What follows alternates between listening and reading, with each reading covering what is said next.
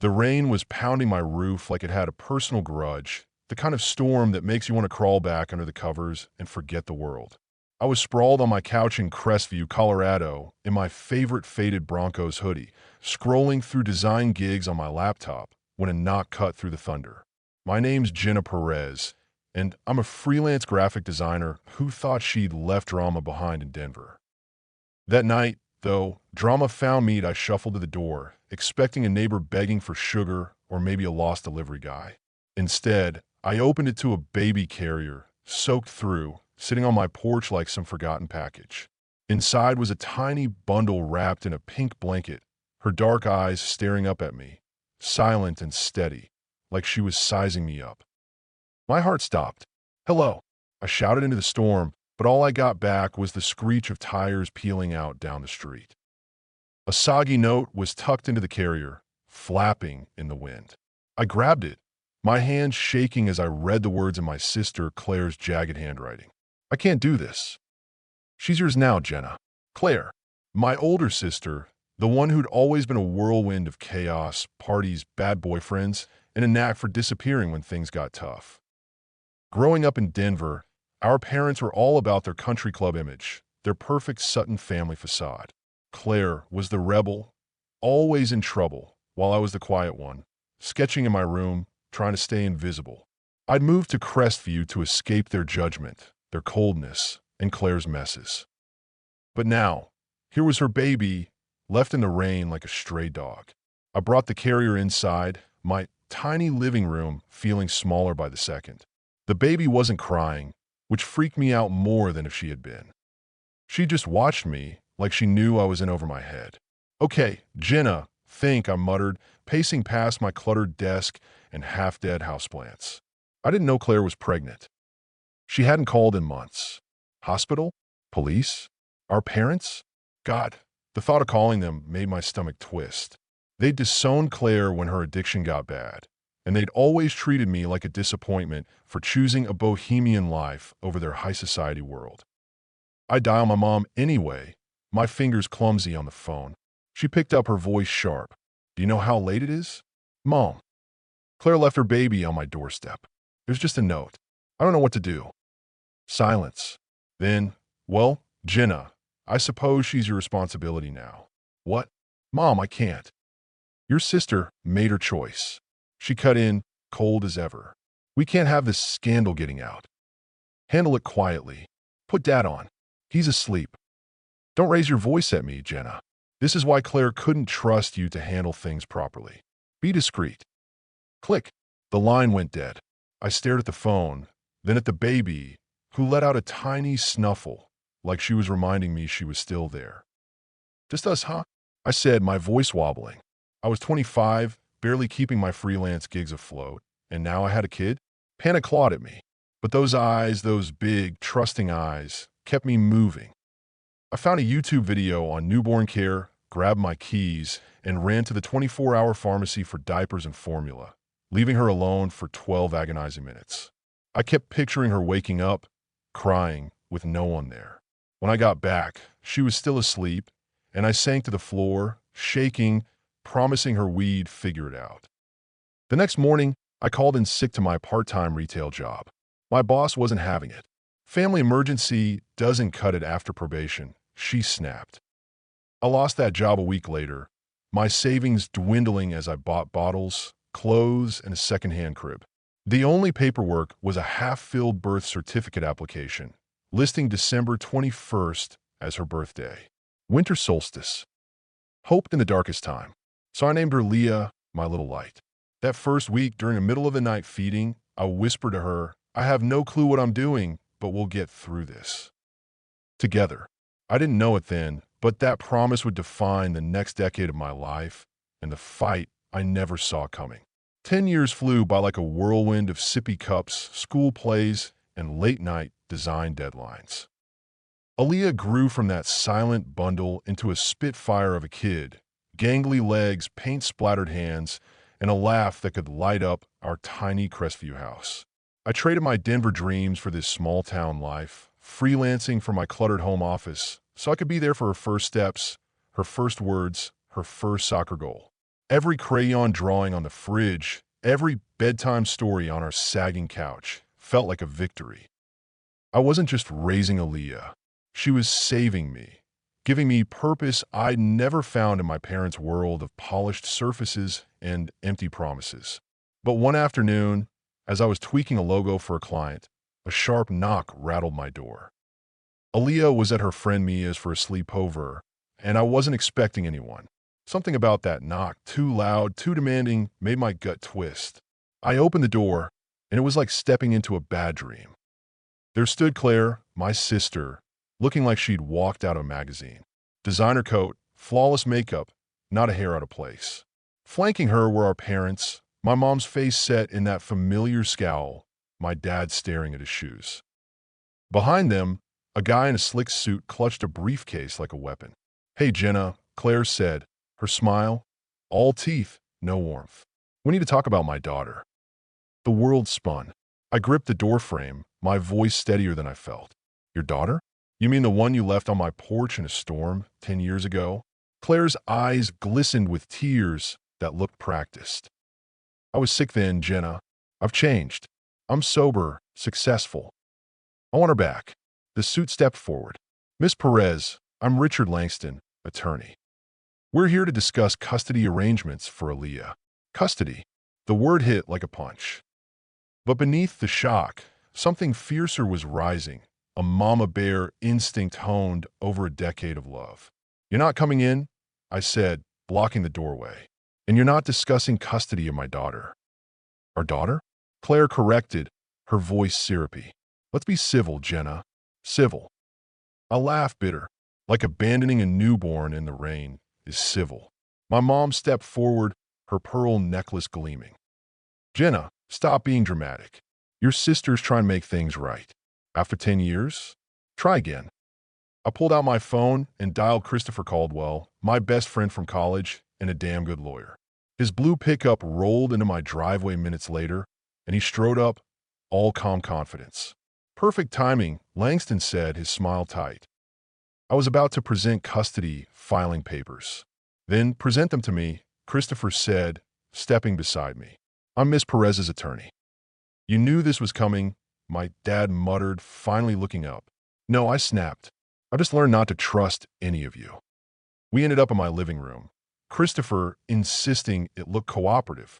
He sat beside me on the couch, while Claire, my parents, and Langston perched on chairs usually covered in Aaliyah's art supplies. Langston spread papers across my coffee table. "My client has been sober for 3 years, has a stable home, and a thriving career. She's ready to parent." "Sober?" I stared at Claire. "You were using when you had her?" Claire dabbed her eyes with a fancy handkerchief. "I was in a dark place, but I'm better now. I can give Aaliyah everything she deserves." "Everything she deserves?" My voice shook. "She deserves a mom who didn't ditch her. She deserves grandparents who didn't call her a scandal. She's got straight A's, plays soccer, loves painting. Did you know any of that?"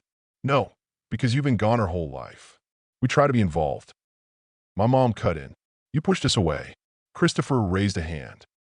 "Let's stick to facts. You're claiming Jenna alienated Aaliyah from her family. That's a big accusation."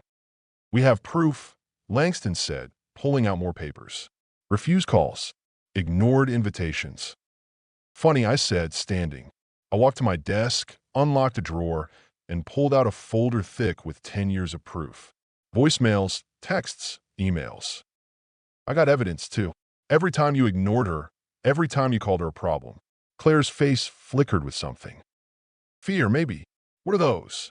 "Insurance," I said, "against exactly this." Christopher scanned Langston's papers. "They're requesting full custody, Jenna, with supervised visits for you." "Like hell," I said, my voice low. "Get out. All of you. Christopher handles this now." "You can't keep her from me." Claire stood, her polished mask cracking. "She's my blood. Blood." I pointed to Aaliyah's paintings on the wall. Where was blood when she had a fever at 2, and I stayed up all night? Where was it for every scraped knee, every school play? "You don't get to waltz in now." Langston smirked. "We're prepared to go public. The press loves a mom fighting for her stolen child." "Stolen." I felt something snap. "I got the note, Claire. Want me to show it to the press?" My mom grabbed Claire's arm, staring her out. "This isn't over, Jenna. You've always been selfish." They left. Langston's briefcase, swinging like a threat. Christopher stayed, his face grim. "They're playing dirty. You ready for this?" I pulled out a USB drive. Years of documented neglect inside. They have no idea how ready I am. The next few weeks were a blur of late nights and whispered fears. I tuck Aaliyah into bed, her galaxy pajamas glowing under the lamp, and she'd ask, "Mom, is everything okay?" I'd smile, brush her hair back, and say, "I'm handling it, kiddo." But inside, I was terrified. Claire and my parents weren't just fighting for Aaliyah. They were fighting for a trust fund my grandma had left for Claire's firstborn, a fortune they could control only if Aaliyah was in their custody. $2 million, accessible when she turned 18, unless they got her now and played trustees. It wasn't about love. It was about money. Christopher, my lawyer, set up shop in his cozy Crestview office, papers and coffee cups piling up. Marcus Tate, the private investigator he brought in, was a lifesaver, a gruff guy who ditched Denver's corporate scene to dig up truths. "Your sister's been busy," Marcus said one morning, dropping a stack of photos on Christopher's desk. They showed Claire at fancy Denver galas, yacht parties, and exclusive clubs, timestamps spanning all 10 years I'd been raising Aaliyah. She didn't look sick or struggling, just carefree, unburdened by the daughter she'd left behind. "There's more," Marcus said, sliding a legal document across the table. "My grandma's will." The clause was clear. The trust fund went to Claire's child, raised within the Bennett family. If I kept Aaliyah, they got nothing. If they got custody, they could manage the funds. My hand shook. "So this is why." "Gets better," Marcus said. "Found Claire's fiancé, Derek Voss. He's willing to talk. Says he's fed up with her and your parents' schemes." "Set it up," I said. "I want everything." That night, Aaliyah came home from Mia's, her face serious. "Mom." Mia's mom said something weird when she dropped me off. My heart froze. What did she say? She asked if I was okay, if I needed to talk about my real mom. Aaliyah's lip trembled. "You're my real mom, right?" I pulled her into a hug, breathing in her strawberry shampoo. "Always, baby, no matter what anyone says." "How do you know about Claire?" I asked, pulling back. "I heard Grandma on the phone once. She said you stole me." Her eyes filled with tears. "That's not true, right?" "No, sweetheart. You were given to me. The best gift I ever got." I wiped her tears. "Some people are trying to make trouble, but I'm fixing it." She nodded, then pulled a drawing from her backpack. A picture of us holding hands, surrounded by a heart. "Best mom ever." It read in her careful script. "It's for the fridge," she said, and I pinned it up, my throat tight. The next day, I met Derek at a coffee shop outside Crestview. Marcus was there, recorder hidden. Derek, a polished guy in his 30s, looked nervous, fidgeting with his cup. "Claire doesn't know I'm here," he said. "This custody thing? It wasn't her idea. Your parents pushed it after they found the trust fund clause. Offered to pay for our wedding if she went along." I leaned forward. "They said it was about family?" He laughed, bitter. "It's about money. Always is with them. They're painting you as unstable, saying you took advantage of Claire's addiction to steal Aaliyah." "Addiction?" My voice hardened. "Was she using when she was pregnant?" "Yeah," he admitted. "She got clean 3 years ago when we met." "But this trust fund, $2 million. They want it bad." My phone buzzed. A text from Aaliyah. "Mom, can you come get me?" She was at my parents' for a court-mandated visit. "I gotta go," I said. "Will you testify?" Derek nodded. Aaliyah deserves better than being their pawn. I sped to my parents' Denver mansion, my heart pounding. Aaliyah was on the front steps, hugging her knees. "What happened?" I asked, rushing up. "I found something," she whispered. Inside, I heard my mom yelling, probably at Claire. Aaliyah pulled a photo from her backpack. My parents, Claire, and relatives at a fancy Christmas party, all smiling. No sign of her. "There's no pictures of me in their house," she said. And Claire kept calling me sweetheart, but she didn't know I hate vanilla ice cream. You'd think a real mom would know. I knelt in front of her. "Listen, sometimes the people who should love us don't know how. That's on them, not you." Back home, Our neighbor Marla Evans knocked, her face set. I saw Claire on the news, claiming you stole her kid. I was there that night, Jenna. I saw her leave that baby on your porch and drive off in her fancy car. Didn't even check if you were home. My heart raced.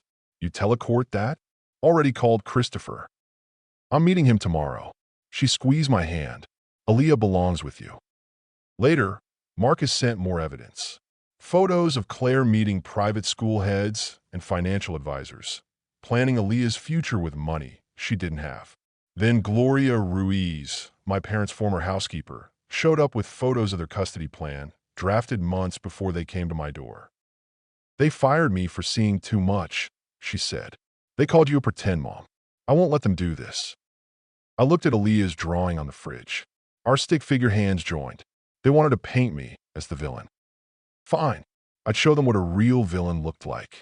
The courtroom in Crestview's county courthouse felt like a cage, all polished wood and stiff air. I stood beside Christopher, my hands sweaty, watching Claire, my parents, and their lawyer, Langston, filing like they owned the place. Claire wore a modest dress, playing the repentant mom. My parents sat ramrod straight, oozing respectability. But I wasn't a scared 25-year-old they'd left to clean up their mess 10 years ago. I was Aaliyah's mom, and I had a decade of love and evidence to back me up. All rise, the bailiff called. The Honorable Judge Helen Carter presiding. My heart skipped. Carter was the judge Marcus caught having lunch with Claire. But when she took the bench, her eyes were sharp, not bought. Before we proceed, she said, her voice cutting through the room, I need to address an issue. Mr. Langston, were you aware your client met with me last week? Langston paled. Your Honor, I save it. She held up photos, Marcus's photos. These were sent to the ethics board yesterday, along with financial records. We'll deal with that later. Now, let's see the evidence in this case. Christopher stood, calm but fierce. Your Honor, we have documentation spanning 10 years since my client became Aaliyah's primary caregiver. He started with Claire's note. I can't do this. She's yours now, Jenna. Then voicemails from that first month, Claire's voice crackling through the courtroom. Just take her for a month, Jenna. I'll send money, I swear. Another. You're better at this than me. She's better off with you. My mom's text came next. Keep this quiet. We have a charity gala. My dad's. Handle it discreetly. With each piece, their faces drained of color. Christopher called Gloria Ruiz the housekeeper. She stood tall, describing the documents she'd found in my dad's study. Plans to seize Aaliyah for the trust fund. Mrs. Bennett said Jenna's had her fun playing mommy, Gloria said. They wanted Aaliyah to be a proper Bennett. Marla Evans took the stand next, her voice steady. I saw Claire leave that baby on Jenna's porch in the rain. Didn't knock, didn't wait. Just drove off. Langston stood. Objection. This is character assassination. No, I said, standing despite Christopher's warning glance. This is the truth. Judge Carter nodded. Continue, Ms. Perez. I pulled out my phone, playing a recording from Derek, Claire's fiancé, captured by Marcus. Once we get the kid, we access the trust fund. Pay my debts. Who cares if she stays with her mom and dad? The courtroom gasped. Claire's mascara streaked as she whispered to Langston. My mom looked like she'd been slapped. My dad stared at the floor. Your Honor, Christopher said, we have evidence of Claire's gambling debts, unpaid loans, and attempts to access the trust fund before this suit. This is a scheme to exploit a child's inheritance. That's not true. Claire stood, tears streaming. I love my daughter. I've changed. I faced her, my voice breaking but steady. What's her favorite color? What's she allergic to? What sport does she play? Who's her best friend? Claire's mouth opened, then closed fish-like. Purple, I said, tears burning my eyes. She's allergic to strawberries. She plays soccer, dreams of being a goalie. Her best friend's Mia, since kindergarten. She loves painting but hates loud noises. You'd know that if you'd been here. Enough, Judge Carter said softly. I've heard enough. She shuffled her papers, then fixed my family with a look that could have cracked stone. In 30 years, I've rarely seen such a shameless attempt to manipulate a child in this court. The custody suit is dismissed with prejudice. I'm ordering an investigation into the trust fund scheme. Mr. Langston, contact the Bar Association before they contact you. And you, she turned to my family. I'm issuing a temporary restraining order. No contact with Jenna or Aaliyah without legal channels. Relief flooded me, but I stayed still, spine straight. My mom stood. You can't do this. We're a family. No, I said quietly. You're just people who share our DNA. There's a difference. The gavel struck. Court adjourned. In a hallway, Claire tried one last time. Jenna, please. I'm your sister. You stopped being my sister the night you left Aaliyah in the rain. I turned away, Christopher guiding me out. On the courthouse steps, I took a deep breath. The Colorado air crisp and free. It's over, Christopher said. No, I replied, thinking of Aaliyah waiting at home, probably doodling to calm her nerves. It's just beginning. But this time, we're writing the story. Aaliyah was waiting on our porch when I pulled into the driveway. Mia and her mom, Carla beside her. Before I could park, Aaliyah sprinted to the car, her eyes wide. Did you mean it? Is it really over? I hugged her tight, her warmth grounding me. It's over, baby. They can't take you away. Carla wiped her eyes, smiling. We've got celebration cookies in the oven. Chocolate chip, Aaliyah's specialty. Inside, the kitchen smelled like sugar and victory. Aaliyah and Mia chattered, sneaking cookie dough when they thought I wasn't looking. My phone buzzed with a news alert.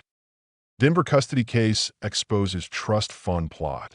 My parents' perfect reputation was crumbling. Socialites didn't recover easily from headlines like that. Christopher called with updates. The ethics board was digging into Claire's lunch with Judge Carter. Langston had quit his firm, and the trust fund was being locked down with an independent trustee. Your parents are selling their Denver place, Christopher added. Moving to Florida. Running, I corrected. It's what they do. A crash from the kitchen snapped me back. Aaliyah stood by broken glass, her phone in hand, face pale. What's wrong? I asked, rushing over. She handed me the phone. A text from Claire. I'm sorry. I know it doesn't fix anything, but you deserve to hear it. Do you want to reply? I asked. Aaliyah shook her head, grabbing a broom. She's right. It doesn't fix anything. That night, after Mia and Carla left, Aaliyah sat at the kitchen table, her face serious, the same look she got before a big soccer game. Mom, I want to ask something. Anything. I said, sitting across from her. She pulled a folder from her backpack. Legal forms, printed at school. I want to change my name. Legally. I don't want to be a Bennett. I want to be Aaliyah Perez like you. My heart stopped. That's a big decision, kiddo. I've been thinking about it for months, even before they showed up. You choose me. I want to choose you back. All the way. I looked at the forms, remembering all the times I'd wanted to adopt her, but held back, worried about crossing some invisible line. You sure? More sure than I've ever been. She grinned. Plus, it'll really bug Grandma. I laughed, tears spilling. That's not a reason to do it. No, but a fun bonus. We filled out the paperwork together, talking about her latest art project, how Mia wanted to join the soccer team, her plans for the school talent show. Hey, Mom, she said as I tucked her into bed. Thanks for fighting for me. Always, baby. No matter what. I know, she yawned. That's why you're my real mom. You stayed. After she slept, I sat in our living room, flipping through old photos. Aaliyah's first goal. Her first painting. Her first wobbly bike ride. Every moment we'd built together. Every choice we'd made. My phone lit up with another text from Claire. I know you'll never forgive me, but thank you for giving her what I couldn't. I thought about replying, about telling her what she'd lost, but I blocked her number instead. Words didn't fix a decade of absence, and I opened my laptop, pulling up the adoption petition I'd started weeks ago. Now that the custody fight was done, now that Aaliyah had chosen her name, it was time to make it official. A soft creak made me look up. Aaliyah stood in the doorway, rubbing her eyes. Can't sleep? She shook her head and curled up beside me. What's that? I showed her the screen. Her eyes widened. Really? You want to adopt me? Only if you want it. But yeah, I want to make it official in every way. She threw her arms around me. When can we do it? We'll talk to Christopher tomorrow. Start the process. Good, she said, already drifting off. Because I've known since I was little. You're my mom. The universe got it right the first time. I held her close, thinking about that rainy night. The courtroom. The love we'd chosen over and over. Family isn't always born. It's made, fought for, chosen every day. And we'd chosen each other. Through every storm, every fear, every victory. To everyone who followed this journey. Thank you. You've walked with me through panic, fights, and the kind of love that holds you together when the world tries to tear you apart. If this story moved you, hit that subscribe button and join us, where every moment, every choice tells a story of heart, home, and never giving up. Keep building your own family, whatever it looks like, and I'll meet you in the next fight for what matters.